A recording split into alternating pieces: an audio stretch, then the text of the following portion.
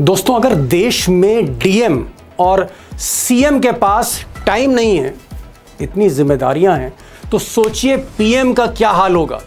PM का एक एक मिनट कीमती है, इंपॉर्टेंट है, और इसीलिए हमारे प्रधानमंत्री एक एक हफ्ते तक संसद नहीं जाते, प्रेस कॉन्फ्रेंस नहीं करते, क्योंकि टाइम कीमती है। लेकिन अजीब इत्तेफाक है कि जब विदेश यात्रा की बात होती है, फॉरेन विजिट्स की बात होती है, तो फिर प्रधानमंत्री के पास समय ही समय है। अब देख लीजिए, पिछले कई दिन से मोदी जी कभी ऑस्ट्रेलिया में हैं, न्यूजीलैंड में हैं, इंडोनेशिया में हैं, उससे पहले यूरोप के कई देशों में थे, ठंडे मुल्कों में थे जब यहाँ गर्मी पड़ रही थी। और अगर प्रधानमंत्री का कार्यकाल देखेंगे तो 380 दिन मोदी जी विलायत में रहे, यानी 9120 घंटे हमारे प्रधानमंत्री विदेश में घूमते रहे। अब दोस्तों, असली सवाल, रियल क्वेश्चन, और रियल क्वेश्चन ये है कि प्रधानमंत्री की विदेश यात्राओं पर जो बेशुमार पैसा खर्च हुआ, जनता का, टैक्स पेयर का, उससे देश का कितना फायदा हुआ, कंट्री का कितना फायदा हुआ, हमारा और आपका कितना फायदा हुआ, या फिर हमारे और आपसे कहीं ज्यादा किसी और का फायदा हो गया। और दोस्तों, आज का सबसे बड़ा सवाल, और ये सवाल मैं इसलिए उठा रहा हूं क्योंकि हमारी देश की जो गोदी मीडिया, हमारे देश के जो न्यूज़पेपर्स हैं, हमारे देश के जो न्यूज़ चैनल्स हैं मेन स्ट्रीम के, वो इस सवाल पर कभी कुछ नहीं बोलते। इसलिए सवाल मैं आज उठा रहा हूं कि क्या ये महज संयोग है कि मोदी जी की हर बड़ी विदेश यात्रा के बाद देश के कुछ कॉरपोरेट्स, बड़े कॉरपोरेट्स, उनको कुछ ठेके मिल जाते हैं, उनको कुछ प्रोजेक्ट्स मिल जाते हैं, उनका कुछ लाभ हो जाता है। और जब बात धन्ना सेठों की हो रही है, कॉरपोरेट की हो रही है, तो क्या ये संयोग है कि ज़्यादातर ये जो लाभ मिला है मोदी की विदेश यात्राओं का, वो इन सेठों को मिला है, इन सेठों को मिला है। अब दोस्तों, अडानी और अंबानी पर तो बात करेंगे, खुलासे भी करेंगे परत दर परत, लेकिन पहले ये जान लेते हैं कि मोदी जी ने देश के लिए क्या किया, क्या हासिल किया, इस देश को कितना फ़ायदा पहुंचा। क्योंकि जब भी मोदी विदेश जाते हैं, जैसे आजकल ऑस्ट्रेलिया, न्यूजीलैंड में, या इससे पहले वो नॉर्वे में थे, स्वीडन में थे, फिनलैंड में थे, इटली में थे, फ्रांस में थे, यूएई में थे, हर यात्रा में वो एमओयू साइन करते हैं, कुछ निवेश की बात करते हैं। ये बताया जाता है, गोदी मीडिया हमको बताती है कि साहब अरबों रुपए का निवेश आने वाला है, यूएई से आने वाला है, चाइना से आने वाला है, यूएस से आने वाला है, कई बड़े कारखाने लगने जा रहे हैं। करोड़ों अरबों रुपए की बात होती है। लेकिन जरा उसकी सच्चाई देख लें कि क्या ये वादे सिर्फ और सिर्फ मोदी की विजिट तक सीमित होते हैं, या फिर ये कोरे कागजी दावे होते हैं। अब दोस्तों, मेरे पास लंबे चौड़े आंकड़े, काफ़ी आंकड़े मेरे पास है, लेकिन मैं आपको आंकड़ों में नहीं उलझाऊंगा, लेकिन 2-3 मिसालें देना चाहता हूँ। मिसाल के तौर पर, चाइना से हम सबसे ज़्यादा सामान इंपोर्ट कर रहे हैं, चाइनीज़ इकॉनमी हम बनते जा रहे हैं। जरा चाइना की बात कर लेते हैं। मोदी जी 2015, मई 2015 में चीन गए थे, प्रधानमंत्री नए नए बने थे, और तब मोदी जी की इस चीन यात्रा के दौरान लगभग 22 अरब डॉलर, 22 अरब डॉलर, इतनी बड़ी गिनती में लिख नहीं पाऊंगा, 22 अरब डॉलर, 20 बिलियन डॉलर्स के इन्वेस्टमेंट का प्रचार किया था गोदी मीडिया ने। लेकिन इनमें से अधिकांश जो करार थे प्राइवेट कंपनियों के साथ थे, बाइंडिंग नहीं थे। और अगर हम न्यूज़ रिपोर्ट्स देखें तो अभी तक ये जो अरबों रुपए की बात हो रही थी, 22 अरब डॉलर की बात हो रही थी, अभी तक चंद इन्वेस्टमेंट को छोड़कर कोई बड़ा इन्वेस्टमेंट चाइना से अब तक नहीं है। सच्चाई ये है कि हम चाइना से इंपोर्ट ज़्यादा कर रहे हैं, एक्सपोर्ट कितना कर रहे हैं तो सबको पता है। अब कई देशों के आंकड़े हैं, लेकिन एक मुल्क और जिक्र कर लेते हैं, जापान का, क्योंकि मोदी जी जापान का मंत्र जपते रहते हैं। सबसे पहले जापान गए थे, और अभी कुछ दिन पहले ही जापान की जो प्रधानमंत्री हैं, लेडी प्राइम मिनिस्टर, वो दिल्ली आई थी, उनसे भी कई करार हुए थे। तो जापान जब मोदी जी गए, सितंबर 2014 की मैं बात कर रहा हूँ, इस यात्रा के दौरान जापान से तकरीबन 35 अरब डॉलर के इन्वेस्टमेंट के करार हुए थे, उसकी बात हुई थी। सच्चाई ये है कि कितने प्रोजेक्ट्स जापान के भारत आए, कितना निवेश हुआ, इसके बारे में कोई आधिकारिक जानकारी नहीं है, किसी को पता ही नहीं है। अब दोस्तों, पिछले 12 वर्षों में मोदी जी ने 100 से ज़्यादा यात्राएं की, 100 से ज़्यादा यात्राएं की हैं और तकरीबन 81 देश वो घूमे हैं और खरबों डॉलर के करार हुए हैं। मोदी जी को इनाम भी बहुत से मिले हैं। मुझे लगता है कि सबसे ज़्यादा जो उनका फोकस रहा है वो यूएसए में रहा है, यानी अमेरिका, और दूसरा है UAE, United Arab Emirates, Dubai कह लीजिए आप। अब दुबई का देख लेते हैं। सबसे ज़्यादा जो करार हैं, सबसे ज़्यादा जो प्रोजेक्शंस हैं वो यूएई के हैं।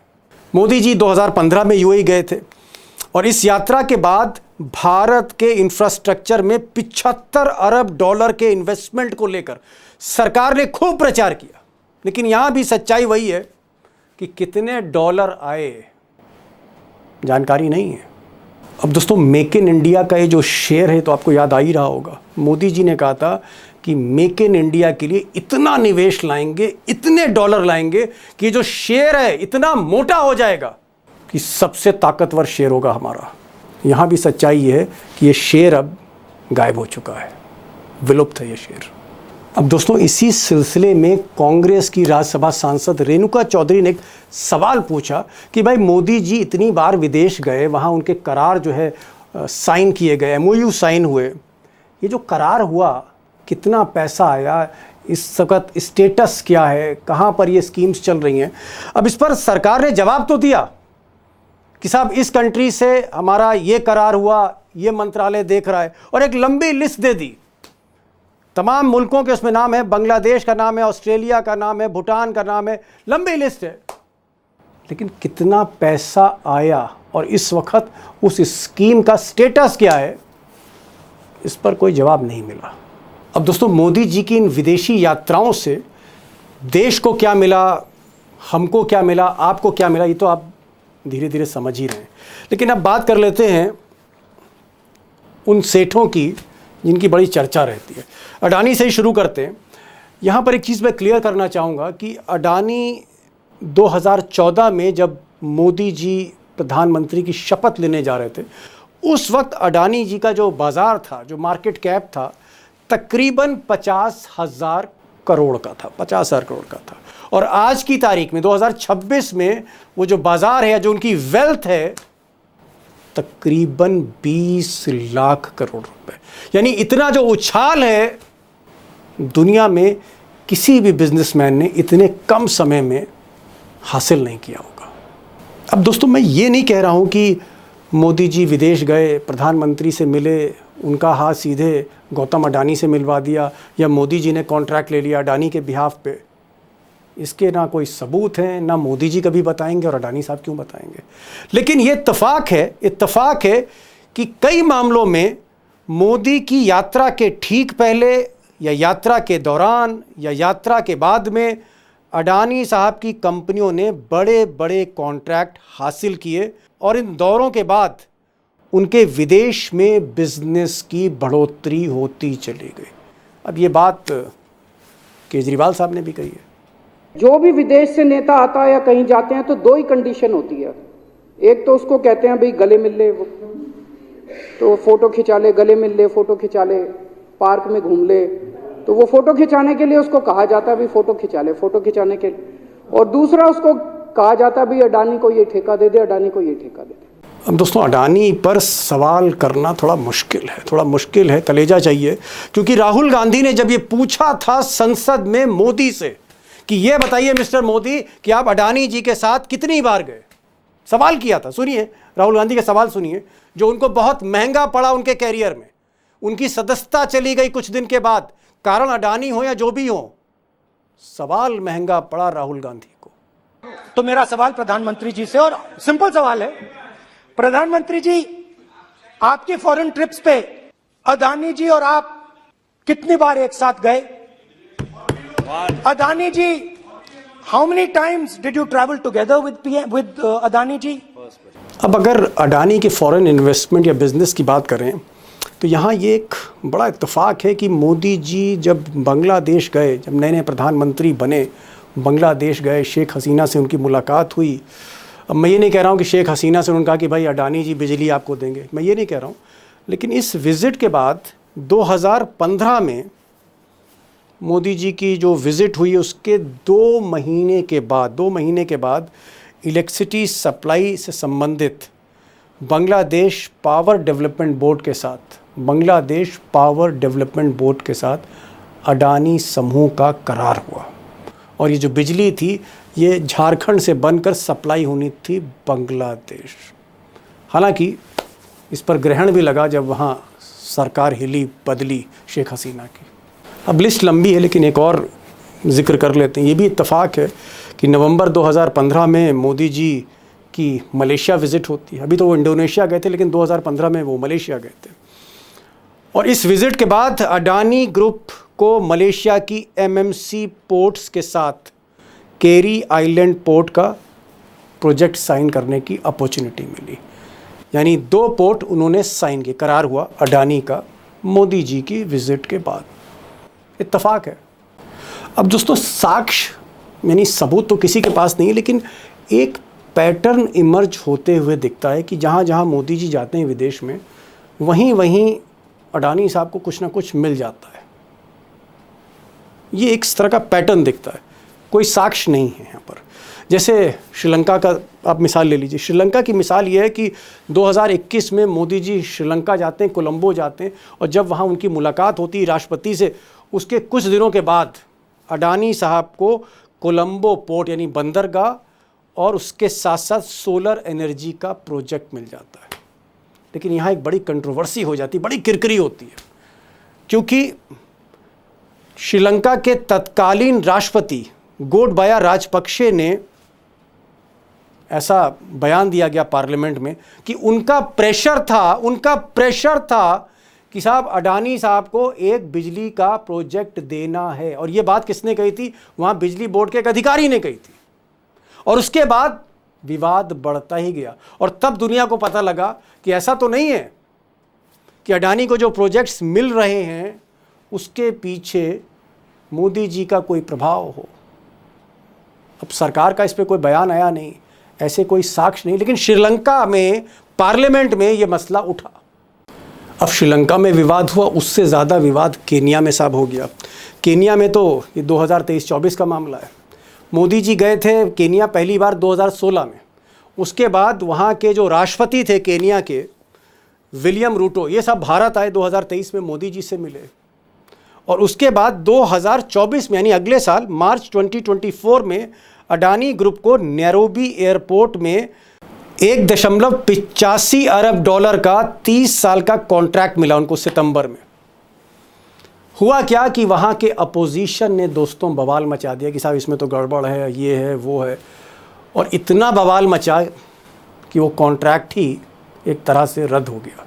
अब एक और कंट्रोवर्सी, एक और विवाद, इजराइल। मोदी जी नेतन्याहू के करीबी दोस्त हैं भाई, कई बार जा चुके हैं। तो नेतन्याहू से मोदी जी मिलते हैं 2017 में, तेल अवीव की यात्रा होती है मोदी जी की, और उसके बाद भारत इजराइल के रिश्ते तेज़ी से और गहराते हैं।